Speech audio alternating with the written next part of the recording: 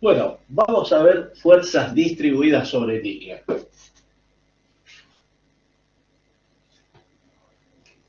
que tampoco responden a casos reales, pero que pueden derivar del sistema de fuerzas distribuidas sobre superficie o fuerzas distribuidas sobre volumen. Teóricamente, si tenemos un cilindro, un rodillo apoyado en ese plano pi, el peso propio de él se transmite al plano a través de la generatriz en la cual es tangente el plano al rodillo. Pero eso es teórico porque sabemos que los cuerpos son deformables y ese rodillo, bajo la acción de su propio peso, se va a deformar y ya el contacto no va a ser una generatriz, sino una superficie. O sea, los sistemas de fuerzas reales que actúan sobre cuerpos reales se pueden encontrar como fuerzas distribuidas sobre volumen o fuerzas distribuidas sobre superficie.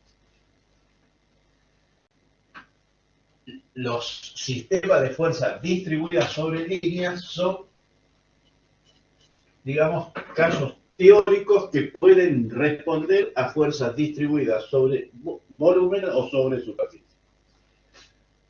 Las consideraciones generales son análogas a las que vimos para fuerzas distribuidas sobre superficie o sobre volumen. O sea, si tenemos una línea L, que sobre esa línea actúe un sistema de fuerzas distribuidas, significa que en cada punto de ella tenemos una fuerza infinitamente pequeña.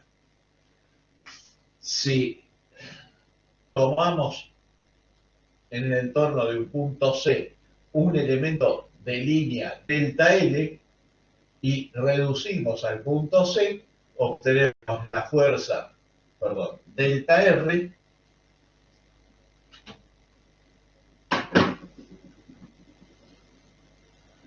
y el momento resultante de reducción, delta MRC. Si hacemos los cocientes ahora de delta R sobre delta L, vamos a obtener una magnitud vectorial que va a tener como unidad de fuerza sobre unidad de longitud. Si hacemos delta MRA, delta MRC, sobre delta L, una magnitud vectorial que va a tener como unidad de momento sobre unidad de longitud. Si calculamos los límites de delta R, sobre delta L, cuando delta L tiende a cero, esto va a ser la derivada de R respecto de L y va a ser un valor finito P, que podrá ser función de X e Y. La otra ordenada va a estar relacionada con esas dos según la ecuación de la línea y que en general puede tener proyecciones sobre los tres ejes. En cambio, el límite de delta MRC sobre delta L cuando delta L tiende a cero es nulo, porque el numerador tiende a cero más rápido que el denominador. Ya, cuando tenemos definido un sistema de fuerzas distribuidas sobre una línea, cuando conozcamos P en cada punto de esa línea. Si conocemos esa función, bueno, podemos trabajar con ese sistema de fuerza en forma análoga a lo que vimos antes. O sea, la resultante de reducción, la fuerza R, será igual a la integral de los diferencial R igual a la integral de P diferencial L.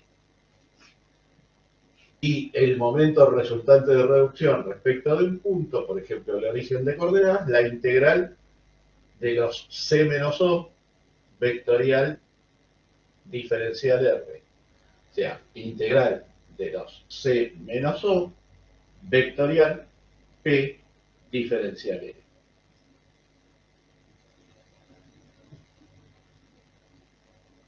análogo a lo que vimos para fuerzas distribuidas sobre superficie, fuerzas distribuidas sobre volumen. La línea OA, que coincide con el eje X, sobre esa línea actúa un sistema de fuerzas distribuidas de dirección Z. O sea, la función carga, que podía tener componentes X y Z, esta vale 0, esta vale 0, y la única que es distinto de 0, la intensidad de la componente Z. Si conocemos la intensidad de carga en cada punto de esa línea y adoptamos una escala para representar P, y en correspondencia con cada punto llevamos un segmento igual a la intensidad de carga, bueno, ¿qué es lo que vamos a obtener acá? Una superficie.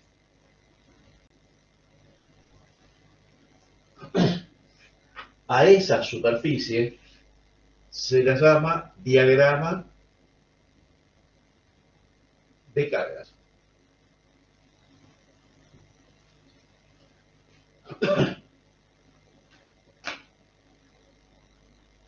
Si conocemos el diagrama de cargas, queda definido el sistema de fuerzas distribuidas que actúa sobre esa línea.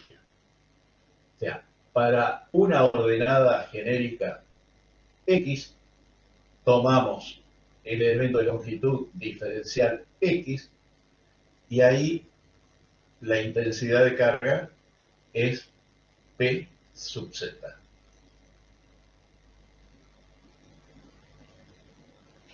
El diferencial R va a ser igual a P diferencial X. P sub Z diferencial X. La resultante de reducción, y acá voy a borrar el guioncito, o sea, nos estamos refiriendo a módulo, dirección y sentido, R va a ser la integral extendida a la línea, o sea, desde O hasta A, de diferencial R, o sea, integral desde O hasta A de PZ diferencial X. Y esta integral va a ser igual al área del diagrama de cargas. Porque P diferencial Z, que es este rectángulo, lo podemos considerar diferencial F del diagrama de cargas. O sea, esta integral es equivalente a la que obteníamos, como obteníamos la resultante como sumatoria de los vectores P sub I para fuerzas concentradas. Pero ahora nos falta ubicar su recta de acción. Para ubicar su recta de acción, o sea, tomamos momento respecto del punto O, el momento de ese sistema respecto de O va a ser igual al momento de la resultante respecto de O. O sea, va a ser igual a XR por R.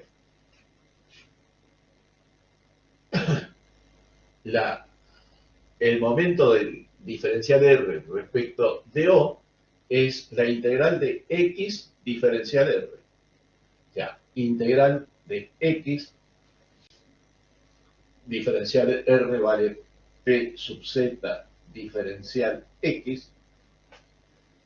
O sea, esto va a ser igual a la integral de X diferencial F, o sea que P sub Z diferencial X es igual al diferencial de superficie del diagrama de cargas. O sea que MRO va a ser igual a XR por R igual, y esta integral es el momento estático del diagrama de cargas respecto del eje Z.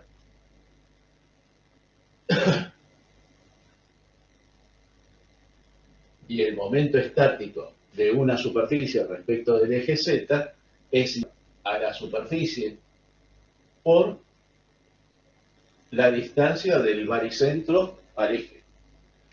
Como R es igual a F, esto nos dice que XR coincide con el XG del diagrama de cargas. O sea, la recta de acción de la resultante de ese sistema de fuerza pasa por el baricentro del diagrama de cargas.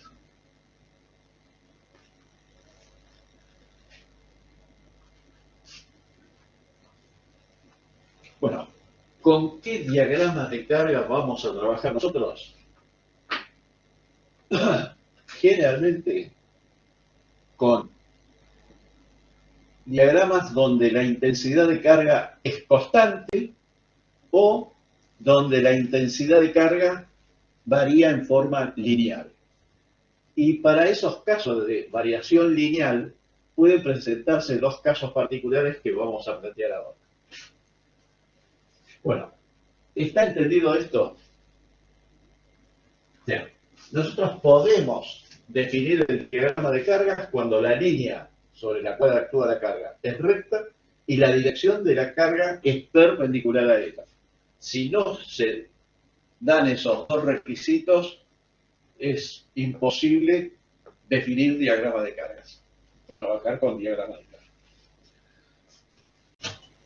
Vamos a plantear los tres casos que le mencioné de diagramas de intensidad constante y los dos de variación lineal.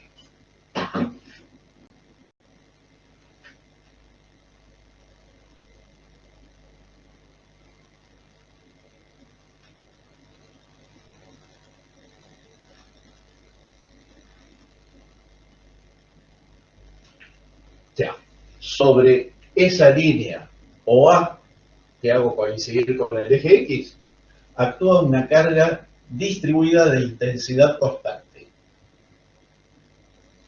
O sea, en todos los puntos la intensidad de carga es constante, o sea que la P sub Z igual constante igual Q.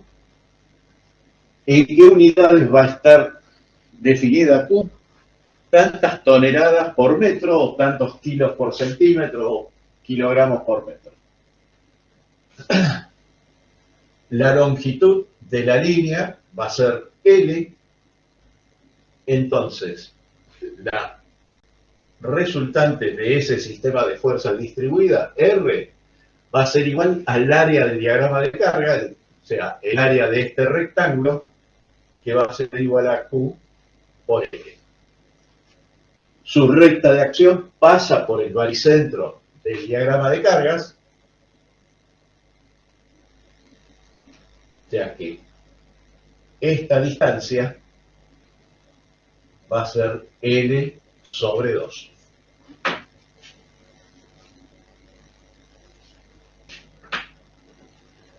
Y de variación lineal pueden presentarse dos casos distintos. Uno es cuando la intensidad de carga en uno de los puntos, de los extremos de la línea, vale 0,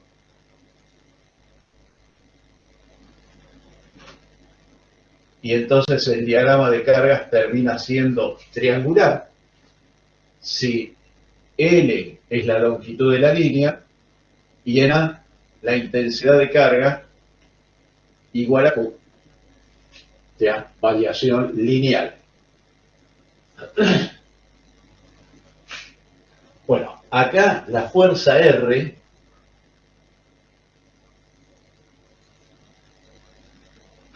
la intensidad va a ser igual al área de ese triángulo, Q por L sobre 2. Y su recta de acción pasa por el baricentro de ese triángulo, o sea, en este caso, 2/3 de L del extremo.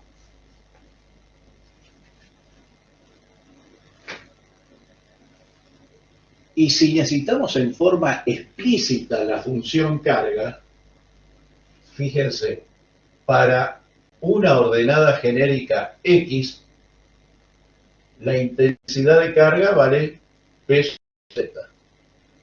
Entonces, acá nos quedan dos triángulos que son semejantes. Este triángulo chiquito y el triángulo total. Son semejantes por tener los tres lados paralelos. O sea que PZ es AX como Q es a L. O sea que la función carga es igual a Q sobre L por X. Q sobre L nos da la pendiente de esta recta, la ordenada al origen vale 0, entonces esto es la ecuación de la recta que limita el diagrama de cargas. Y el otro caso que puede presentarse de variación lineal, voy a borrar esto acá porque ya se va a quedar muy chiquito, es donde la intensidad de carga no es nula en ningún punto. O sea, tenemos variación lineal, pero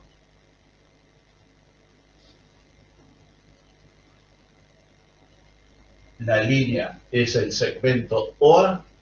En O, la intensidad de carga tiene un valor Q sub 1,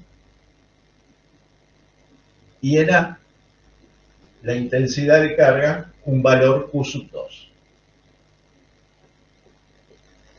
O sea, acá el diagrama de cargas va a ser un trapecio. Bueno, el caso de la compuerta que habíamos planteado antes de hacer el intervalo, que habíamos trabajado con la función carga, con el sólido de cargas. Fíjense, el plano Z, el plano ZX era, el plano ZI era plano de simetría del sólido de cargas. O sea, ese caso de la compuerta yo podría haberlo indicado o representarlo como un sistema de fuerzas distribuidas sobre el eje de simetría de la compuerta. Y allá el diagrama de carga que hubiésemos obtenido sería ese trapecial. Porque no se anulaba la presión, la intensidad de carga en ningún punto. Este caso respondería a la compuerta si el borde superior de la compuerta coincide con el nivel del líquido. O sea, si tenemos nada más que fluido hasta el nivel de la compuerta, tendríamos o podríamos representar ese caso trabajando con este diagrama de carga. El caso anterior que habíamos planteado, este diagrama de cargas en el eje de simetría de la compuerta. Bueno, la fuerza resultante equivalente a este sistema de carga distribuida es igual al área de este trapecio, o sea, Q sub 1 más Q sub 2 por L sobre 2. Su recta de acción pasa por el baricentro de ese trapecio. Para calcular el XG de este trapecio, tenemos que podríamos dividirlo en un rectángulo y un triángulo y tomar momento respecto del eje Z. Bueno, hay una construcción gráfica que consiste en lo siguiente. Cuando tenemos un trapecio de ángulo recto, como es este caso. O sea, este lado se lo llama base menor. Este lado se lo llama base mayor. El área es base menor más base mayor por altura sobre 2, o sea que este lado terminaría siendo la altura del triángulo, del trapecio, perdón. Se divide ese lado en tres partes iguales. Unimos este vértice con este punto y prolongamos esa recta. Unimos este otro vértice con este otro punto y prolongamos esa recta hasta cortar la anterior. Donde se cortan esas dos, ahí tenemos el XG del trapecio. Como la recta de acción de la fuerza concentrada equivalente, o sea, la resultante de ese sistema de fuerza distribuida, pasa por el baricentro del diagrama de cargas, esto va a coincidir con el XR. Bueno, ¿cómo acordarse de esta construcción gráfica para obtener el baricentro del trapecio?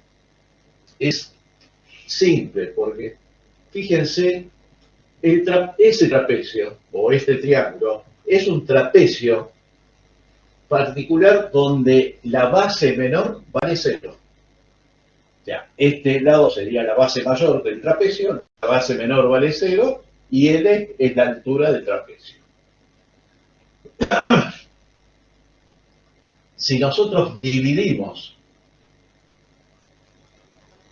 este lado en tres partes iguales, que es la altura del triángulo, ¿cómo obtenemos el baricentro? O sea, si asemejamos este triángulo al trapecio, uniendo este vértice con este punto, este vértice con este otro punto, que acá directamente coincidiría con este lado, donde se cortan esas dos rectas, ahí tenemos el baricentro del triángulo. Es exactamente lo mismo que hice acá.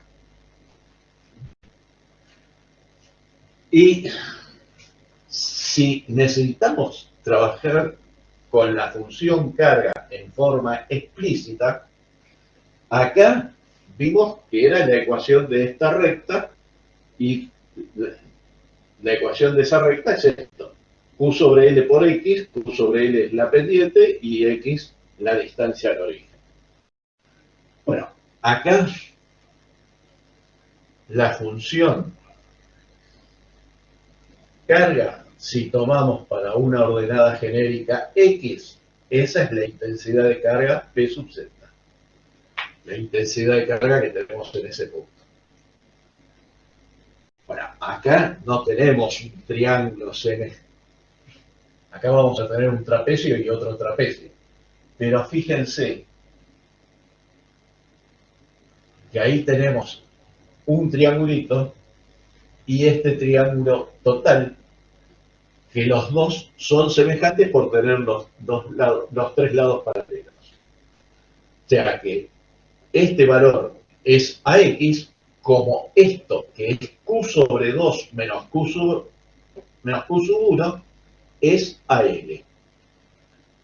Y entonces nos queda Q sub 2 menos Q sub 1 sobre L por X más Q sub 1. O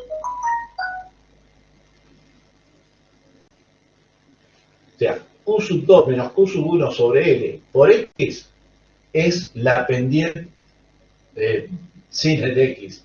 Q sub 2 menos Q sub 1 sobre L es la pendiente de esta recta.